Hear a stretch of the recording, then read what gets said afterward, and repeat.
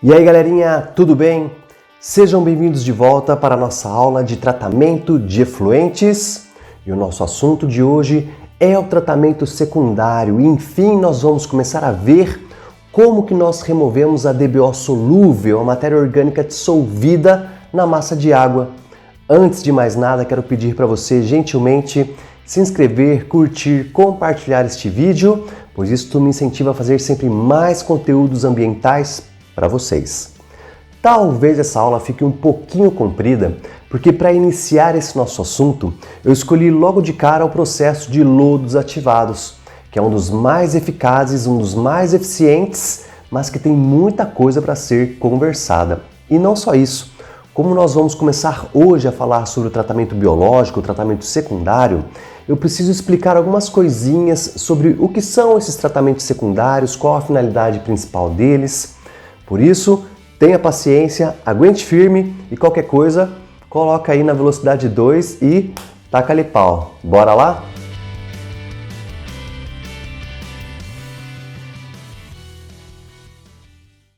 E aí galera, tranquilo? Sou eu, professor Fábio, para a gente enfim começar a falar sobre o tratamento secundário de efluentes.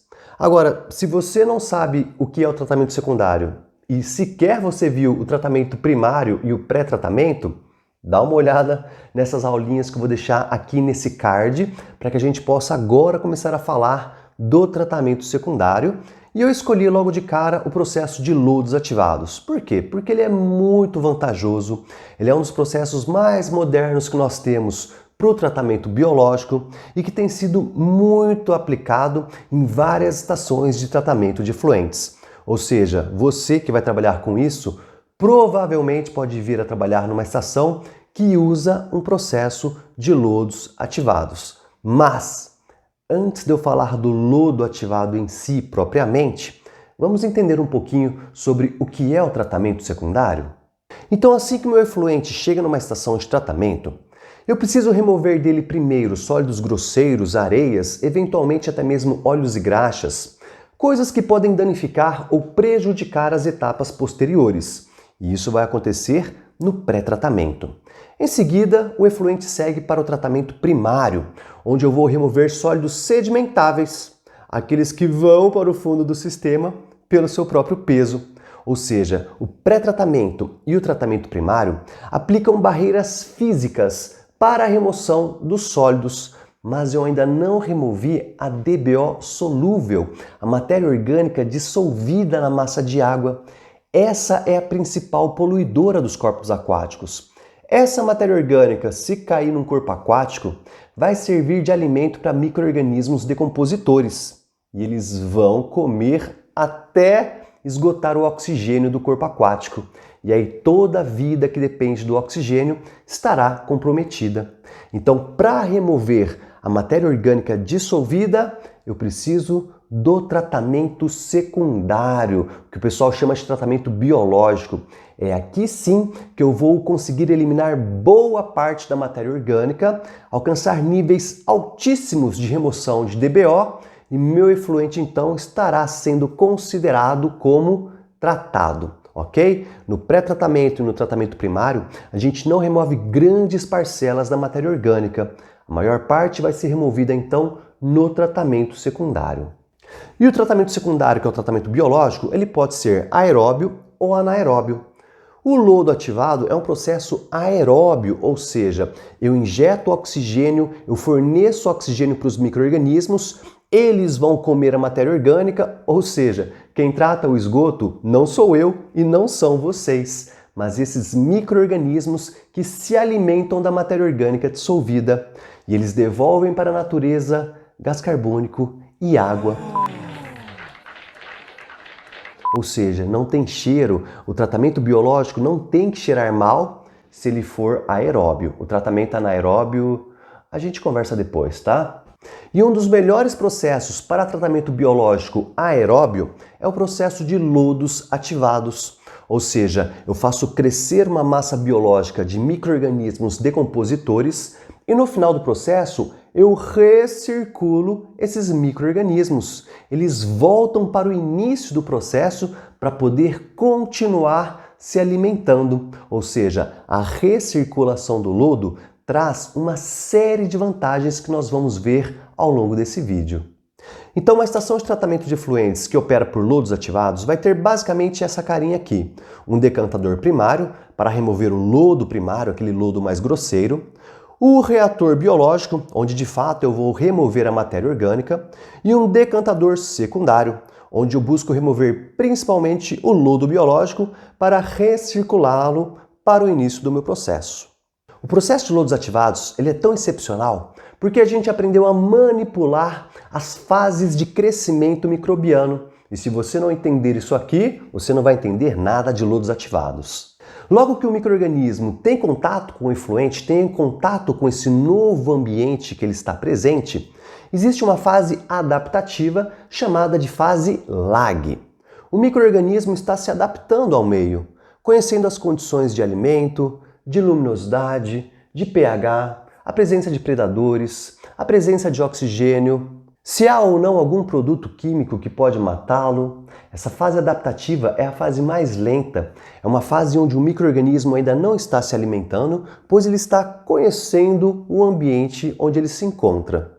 A segunda etapa do crescimento microbiano é a fase log, ou seja, a fase de crescimento exponencial. O micro-organismo já se adaptou ao meio, viu as condições que ele vai ter, então ele come,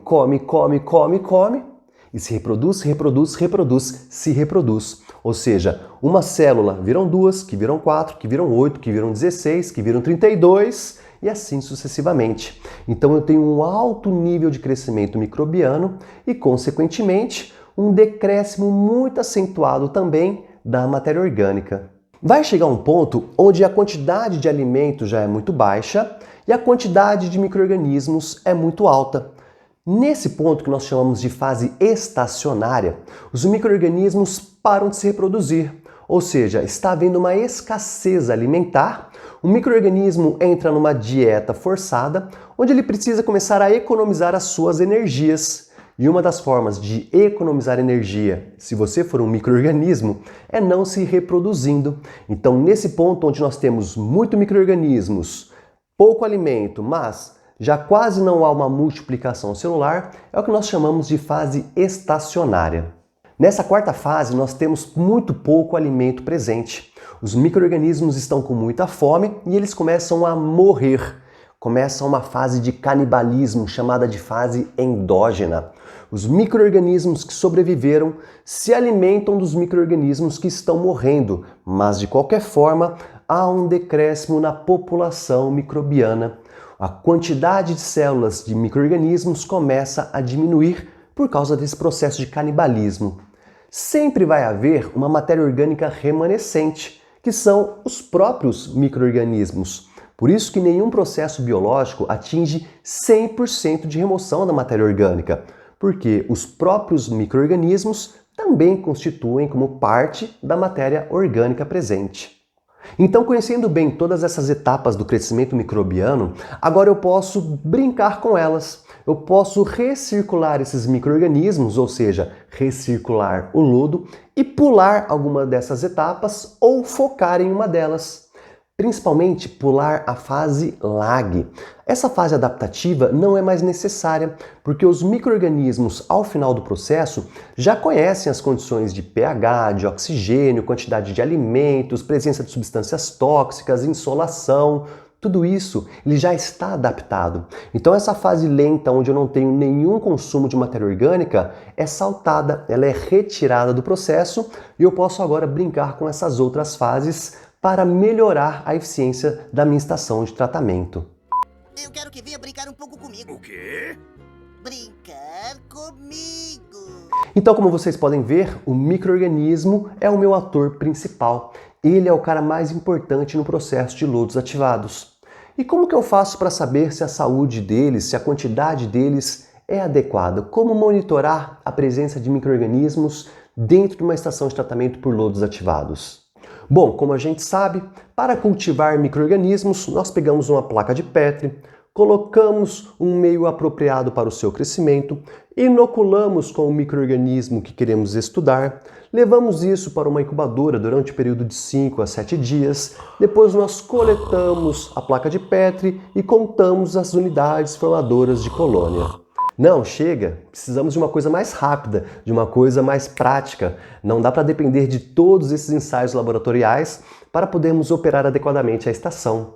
Então, nós chegamos à conclusão de que a melhor maneira de monitorar a quantidade de micro-organismos presentes é através do teor de sólidos suspensos voláteis presentes no meu efluente. No ensaio de sólidos totais, ou seja, eu pego o meu efluente, filtro ele, a fração que fica retida nesse filtro é o que nós chamamos de sólidos suspensos. E ali terão areias, cimentos, pedacinhos de vidros, tecidos, fibras, mas principalmente os micro-organismos. Eles também ficam retidos nesse filtro.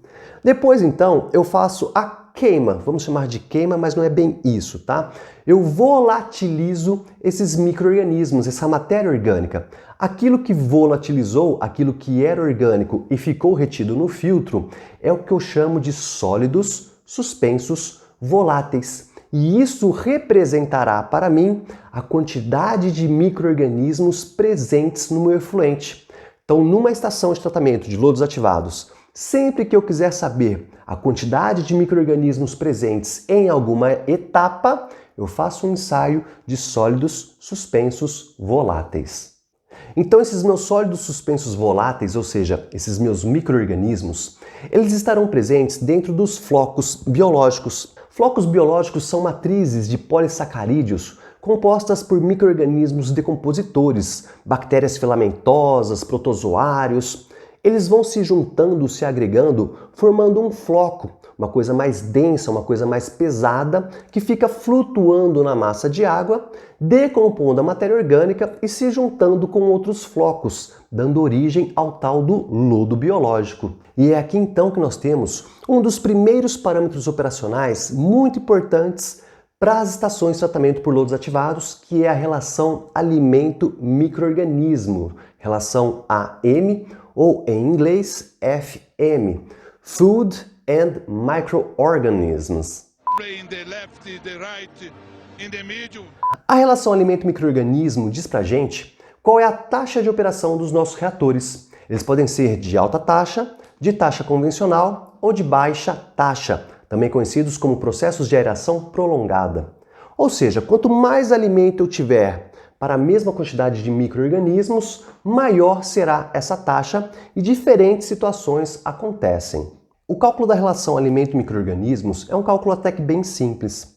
Eu multiplico a vazão de efluente que está entrando no meu reator em metros cúbicos por dia, multiplico isso pela DBO desse efluente, em quilogramas de DBO por metro cúbico, divido isso pelo volume do meu reator em metros cúbicos, que está multiplicando também o teor de sólidos suspensos voláteis, ou seja, aqui em cima eu coloco a quantidade de alimentos em termos de DBO e divido pela quantidade de micro-organismos em sólidos suspensos voláteis, levando em consideração a quantidade de efluente que entra e o volume do meu reator. Então, quando eu faço esse cálculo, eu vou ter um resultado que é dado em quilogramas de DBO por quilogramas de sólidos suspensos voláteis por dia, quantidade de alimentos relativa a uma quantidade de micro-organismos. Isso é um valor que costuma variar entre 0,05 até 2. Então, quanto maior esse número, maior a taxa.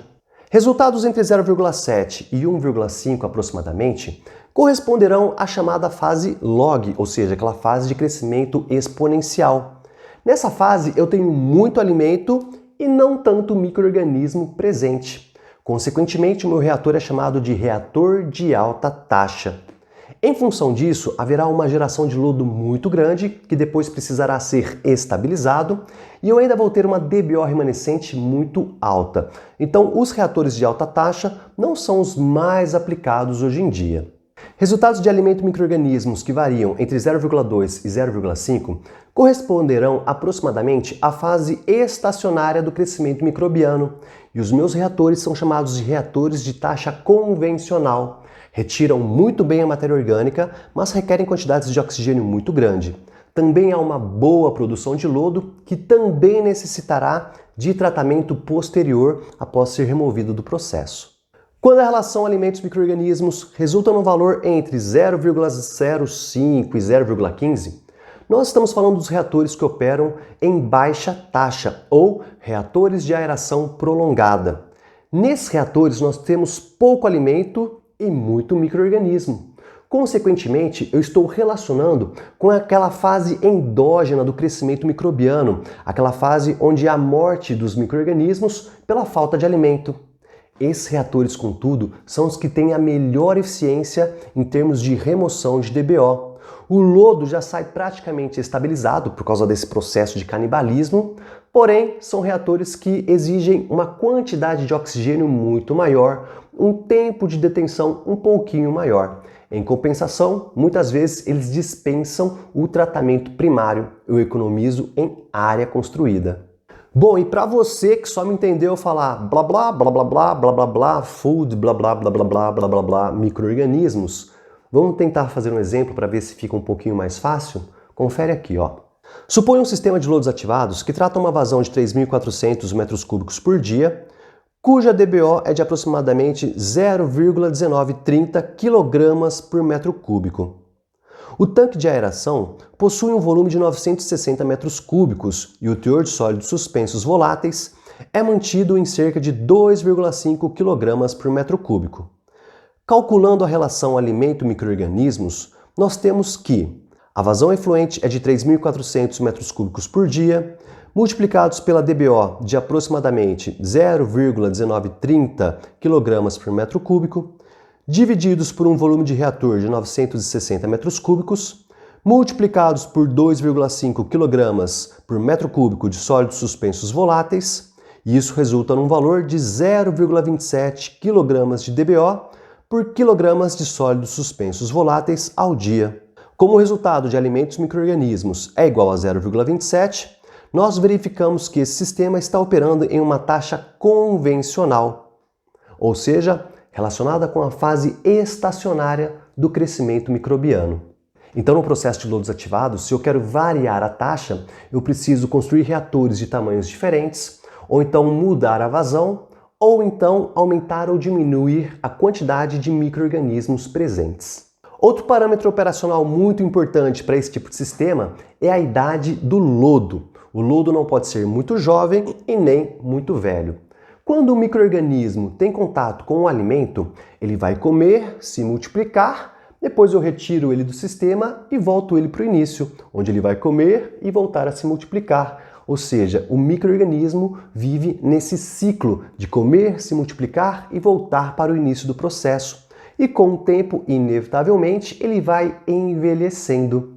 Como eu comentei, não é interessante um lodo muito velho, porque o poder de degradação da matéria orgânica dele já não é interessante e geralmente isso está associado a grandes quantidades de lodo que podem implicar em problemas operacionais.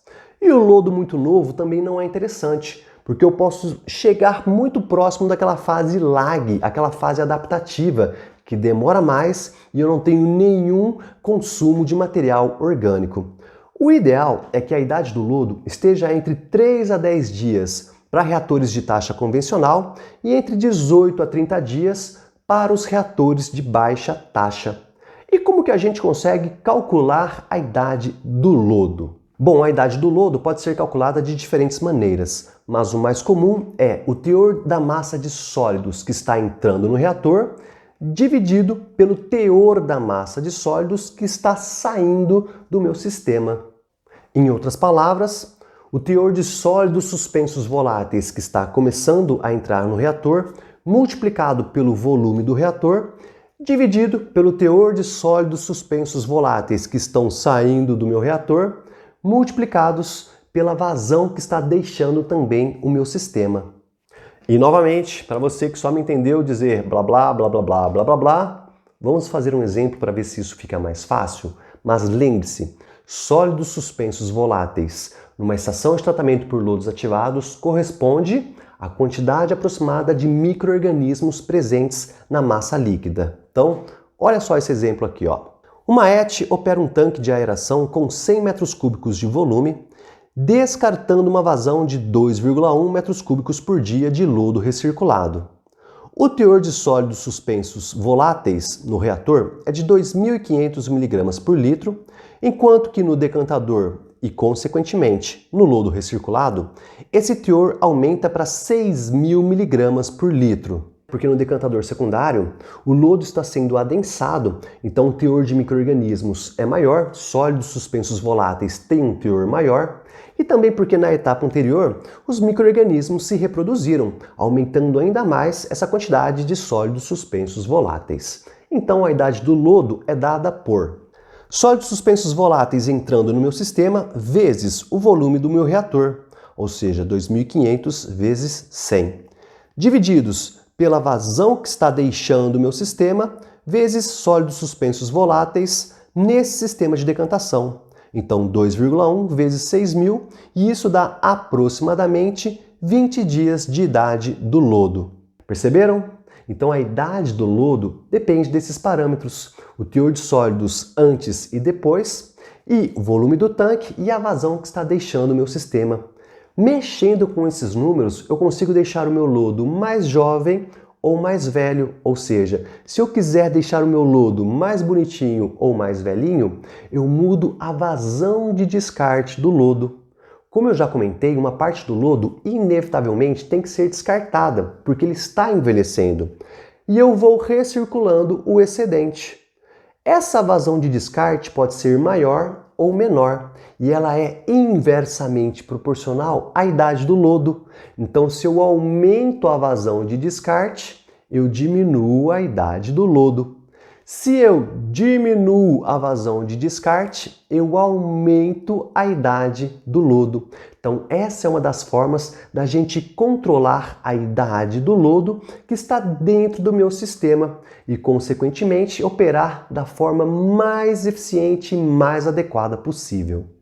Então, brincando com essas variáveis, relação alimento-micro-organismos e idade do lodo, eu consigo operar e construir reatores que tenham mais a ver com o tipo de efluente que eu quero tratar e com o espaço que eu tenho disponível.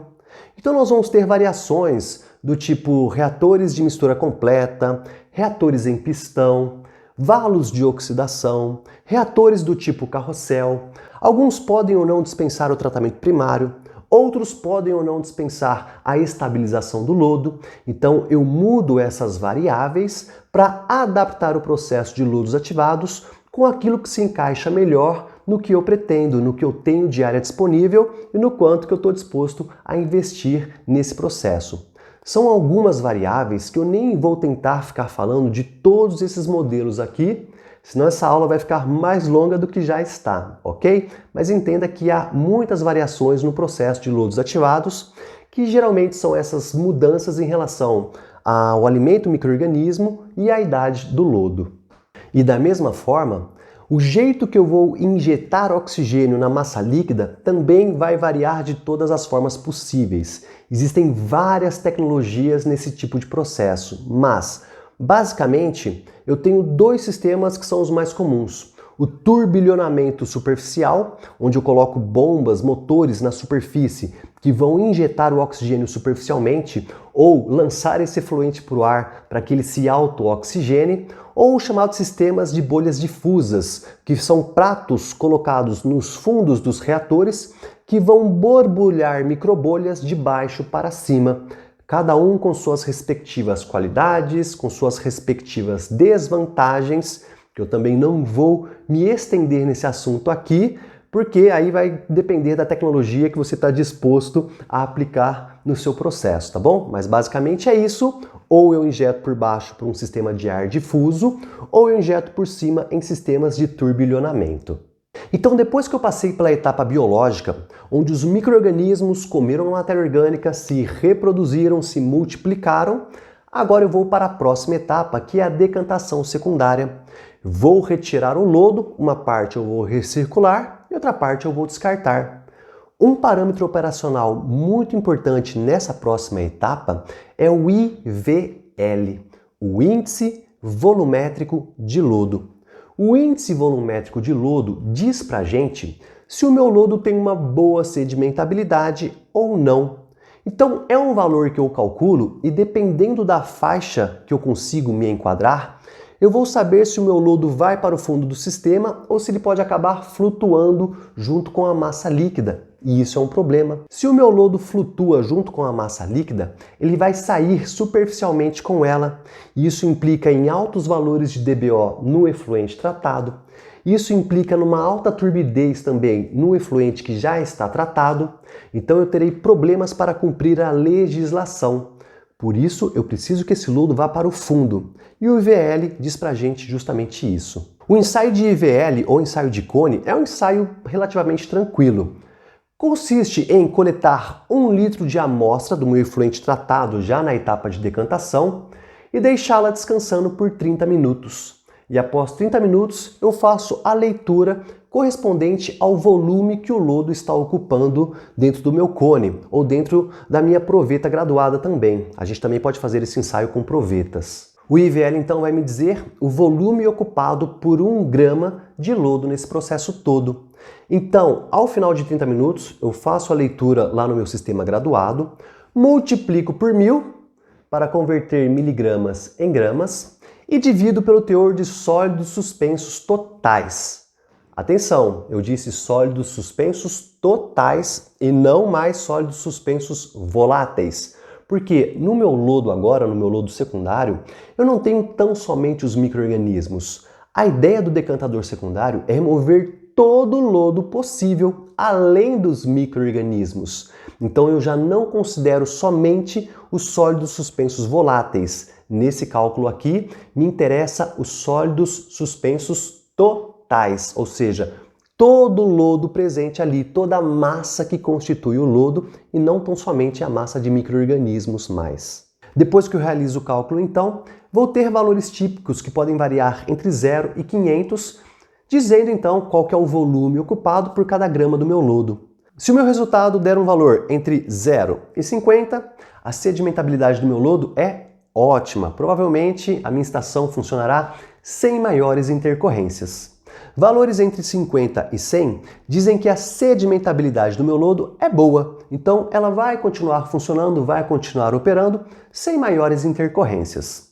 Valores entre 100 e 200 já acendem meu alerta de atenção. A sedimentabilidade é mediana e eu posso passar a ter problemas operacionais. Valores entre 200 e 300 de IVL dizem que a sedimentabilidade do meu lodo já é ruim. Dificilmente eu vou conseguir ter um efluente com uma DBO muito baixa e muito transparente. Já tenho problemas operacionais então acontecendo. E valores de IVL que estão acima de 300 constituem numa sedimentabilidade péssima. Ou seja, provavelmente uma boa parte do meu lodo não está sedimentando e está indo embora junto com o efluente tratado.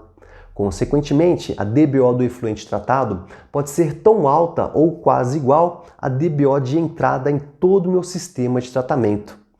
O meu líquido tratado dificilmente vai ter uma clarificação, ele vai continuar sujo com aquele aspecto de esgoto bruto. Então, nesse caso onde o IVL é maior do que 300 ml por grama, péssima sedimentabilidade do lodo. E é claro, fazendo um exemplo, fica muito mais fácil, né? Confere aí, ó.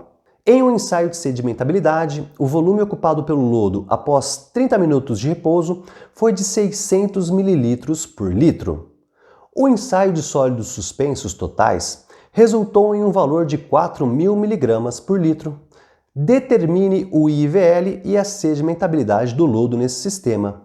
Portanto, o IVL corresponde ao volume ocupado pelo lodo após 30 minutos, vezes 1000, que é o meu fator de conversão de miligramas para gramas, dividido pelo teor de sólidos suspensos totais. Portanto, 600 vezes 1000 dividido por 4.000 corresponde a 150 ml por grama.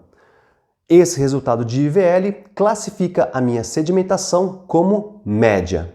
Nem muito boa e nem muito ruim. Dá para melhorar, né? Então, caminhando para o finalzinho, nós podemos concluir o quê? Que o processo de lodos ativados é um dos processos mais eficientes para a remoção de DBO. É um processo um pouquinho mais caro, porque requer bombas, motores, consumo de energia elétrica, recirculação do lodo, parâmetros operacionais mais finos, requer uma quantidade laboratorial de ensaios um pouquinho maior, mas isso se reflete para a gente em economia de tempo, então é um processo mais rápido, economia de espaço, são processos que demandam menores quantidades de área e muito mais eficiência. Nós conseguimos remover teores de matéria orgânica superiores a 90%. E não só isso, dependendo do tipo de processo, eu tenho inclusive remoção de nutrientes, como por exemplo nitrogênio e fósforo, ou seja, eu dou uma beliscadinha no tratamento terciário. Por isso que o processo de lodos ativados é tão amplamente empregado nos dias de hoje. Beleza então, galerinha? Não esqueça de curtir, compartilhar, comentar. Se eu falei alguma bobagem ou se você ficou em dúvida com alguma coisa, deixa aí nos comentários que eu tento te responder o mais rápido possível, tá joia? E aqui nos comentários também eu vou deixar o link para o meu e-book, Sistemas de Abastecimento e Tratamento de Água para Técnicos. Quando sair o meu e-book sobre tratamento de efluentes, eu também vou deixar linkado aqui embaixo, tá joia? Então, valeu para quem aguentou até aqui, por hoje é só. Um abraço, um beijo, um queijo e até nosso próximo conteúdo.